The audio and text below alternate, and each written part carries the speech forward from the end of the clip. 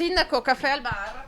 Sì, finalmente l'espresso più buono del mondo. Primo caffè al bar in pescheria per il sindaco Mario Conte, 2 passi nei quartieri, poi in centro, qualche chiacchiera per strada per dare la carica a baristi e commercianti alle prese con una riapertura piena di incognite sulla quale comune e polizia locale non intendono infierire. Non ci interessa in alcun modo far cassa con i verbali, ci interessa però tutelare la salute dei cittadini, quindi gireranno per le attività, sensibilizzeranno, aiuteranno anche i commercianti a far rispettare le regole, però vedo che il senso civico dei nostri cittadini non sta deludendo. Beh, la gente è molto felice e dice finalmente possiamo gustarci il caffè al bar e soprattutto nella tazzina. Oggi si ricomincia con i plateatici. Sì, oggi per fortuna si comincia, anche comunque tra 1 metro di distanza tra un tavolo e l'altro è già positivo. Speriamo bene perché la gente deve aver coraggio di uscire. Turisti penso che per il momento non se ne parla, e i nostri clienti adesso vediamo.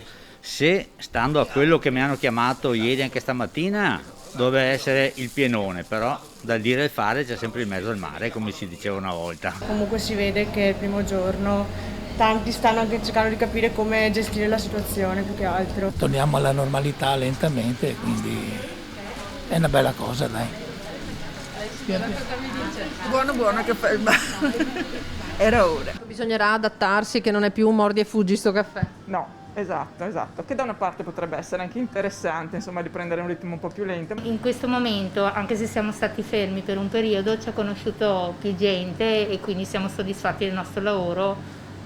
E dai, andrà tutto bene. Abbiamo appena riaperto oggi e fortunatamente i nostri vecchi clienti sono tornati, quindi siamo contenti, siamo speranzosi e vediamo che comunque c'è solidarietà nella gente e questa è la cosa importante. Noi siamo un gruppo di amici che sistematicamente ci ritroviamo la mattina al bar per fare 4 chiacchiere. Abbiamo sentito la mancanza di questo caffè mattutino e quindi oggi con grande gioia ci siamo ritrovati dopo tanto tempo.